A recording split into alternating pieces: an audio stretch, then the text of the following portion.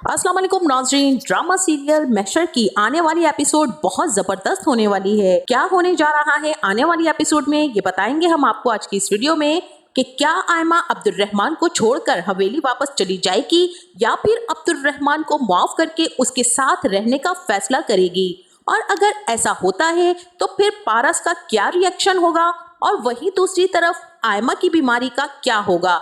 क्या मानी आयमा को अब्दुल रहमान के आश्रय पर छोड़ देगा या फिर आयमा को लेने दौड़ा आएगा। आज की इस वीडियो में ये सब कुछ हम आपको डिटेल से बताएंगे, लेकिन इससे पहले अगर आपने हमारा चैनल अभी तक सब्सक्राइब नहीं किया है तो बहुत शुक्रिया के साथ पहले चैनल को सब्सक्राइब कर दीजिए। ड्रामा सीरियल महशर की स्टोरी अब इंतहाई दिलचस्प मोड़ पर आ चुकी है, जिसमें नेक्स्ट एपिसोड में हम देखने वाले हैं कि पारस और अब्दुल रहमान बाहर खाना खाने की प्लानिंग करते हैं। अब्दुल रहमान कहता है पारस से कि तुम सब रेडी हो जाओ, रेडी होकर नीचे आओ, हम सब खाना खाने चलते हैं।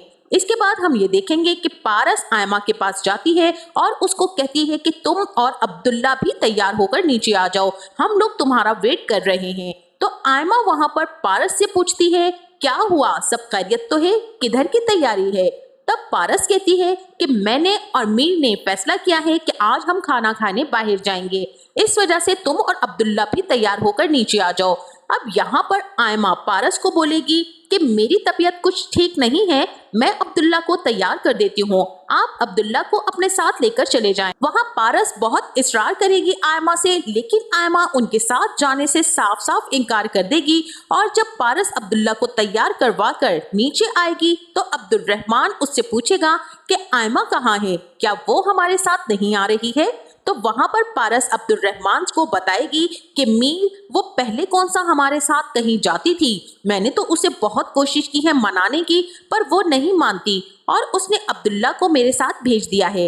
पारस की ये बात सुनकर अब्दुल रहमान सीधा ऊपर जाता है आयमा के पास और उससे कहता है कि तुम क्यों नहीं आ रही हो हमारे साथ, कब तक ऐसे नाराज रहोगी मुझसे, इतनी मर्तबा तो मैंने तुमसे माफी मांग ली है, लेकिन तुम अभी भी अपनी जिद पर अड़ी हुई हो, प्लीज उठो, तैयार हो जाओ और चलो हमारे साथ। जहां पर आयमा अब्दुल रहमान को एक बेरुखा सा जवाब देगी कि मैं नाराज नहीं हूं तुमसे, बस मेरी तबीयत ठीक नहीं है इसलिए मैं नहीं जा रही। अब यहाँ पर अब्दुल रहमान आयमा को कहेगा कि मैं जानता हूँ कि तुम मुझसे नाराज हो, तुम कुछ भी कहो, मैं तुम्हारी नेचर से बहुत ही अच्छी तरह वाकिफ हूँ। अब चलो ये अपनी नाराजगी खत्म करो और हमारे साथ चलो। और यहाँ आयमा अब्दुल रहमान को भी साफ इनकार कर देगी और बोलेगी कि तुम अपनी फैमिली के साथ जाओ, मेरा वहाँ क्या काम। वहाँ पर अब्दुल रहमान आयमा से कहेगा कि तुम भी तो मेरी फैमिली हो, चलो उठो, शाबाश, जल्दी से तैयार हो जाओ। यहाँ पर आयमा गुस्से से अब्दुल रहमान को बोलेगी कौन सी फैमिली, किस फैमिली की बात कर रहे हो तुम, क्या तुम उस ताल्लुक की बात कर रहे हो जो तुम बहुत पहले खत्म कर चुके हो। यहाँ पर अब्दुल रहमान आयमा को जवाब देगा हाँ आयमा, वो मेरी नादानी थी, लेकिन तब भी तुमने ताल्लुक निभाया था और आज मैं तुम्हें अपने साथ लेकर ही जाऊंगा, अगर तुम नहीं जाओगी तो मैं भी नहीं जा रहा। इसके बाद अब्दुल रहमान जाकर सोफे पर बैठ जाएगा, इस वजह से आयमा अब्दुल रहमान के साथ जाने पर मजबूर हो जाएगी। वहीं दूसरी तरफ पारस के लिए ये सब कुछ बहुत ही ज्यादा परेशानी का सबब बन रहा है। जब वो अब्दुल रहमान को आयमा के लिए इतना फिक्रमंद देखती है तो उसकी बर्दाश्त जवाब देने लगती है। अब वो अब्दुल रहमान को साफ साफ बोलने वाली है कि आयमा और उसके बेटे को हमने अपने घर में जगह तो दे दी है, लेकिन इसका मतलब ये नहीं है कि वो हमारी जिंदगी का हिस्सा ही बन जाए। अब्दुल रहमान, मैं तुम्हें पहले ही इस चीज से आगाह कर दूं कि आयमा से जितनी दूरी बनाकर रखोगे तुम्हारे लिए उतना ही बेहतर होगा।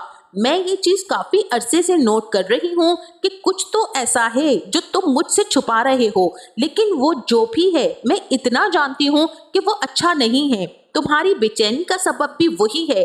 मैं तुमसे आज भी कहती हूँ अब्दुल रहमान कि अगर कुछ ऐसा है तो तुम मेरे साथ शेयर कर लो, हो सकता है मेरे साथ शेयर करने से तुम्हारी बेचैनी कम हो जाए। लेकिन अब्दुल रहमान हमेशा की तरह पारस को ये सब कुछ इतनी जल्दी नहीं बताने वाला, उसका फिलहाल पूरा फोकस आयमा पर है। सबसे पहले वो चाहता है कि आयमा की बीमारी का कोई हल निकले, उसके बाद वो आयमा और अपने रिलेशन के बारे में पारस को सब कुछ बता देगा। اس کو یہ لگتا ہے کہ میں پہلے بہت پریشان ہوں، اوپر سے اگر میں نے یہ سب کچھ پارس کو بتا دیا تو یقیناً میری زندگی عذاب بن جائے گی۔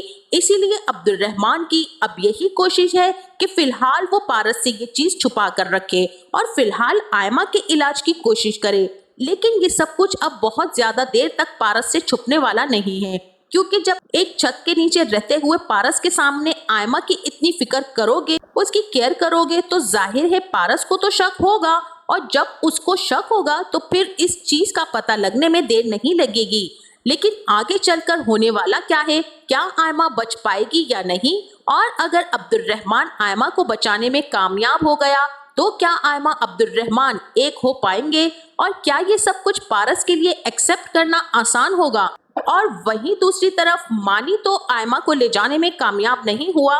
میرا یہاں پر اپنا ایک ذاتی خیال ہے کہ آئمہ خود ہی اپنی حویلی واپس چلی جائے گی، اور جب وہ راستے میں ہوگی تو عبد الرحمن کو کال کر کے بتا دے گی۔ اس طرح جب آئمہ حویلی پہنچے گی تو کچھ ہی دن میں اس کی طبیعت خراب ہوگی اور اس کا انتقال ہو جائے گا۔ مانی اس کی قبر پر بیٹھ کر دکھ اور افسوس کرے گا اور اپنی زندگی پر پچھتائے گا، اور اس طرح سے عبد الرحمن کی فیملی بکھرنے سے بچ جائے گی اور وہ پارس کو کچھ بھی نہیں بتا پائے گا، اور آئمہ کا راز راز ہی رہ جائے گا۔ پارس عبداللہ کو ایکسپٹ کر لے گی اور اسے اپنے پاس رکھ لے گی۔ تو ناظرین، اس طرح سے ہوگا اس ڈرامے کا اختتام۔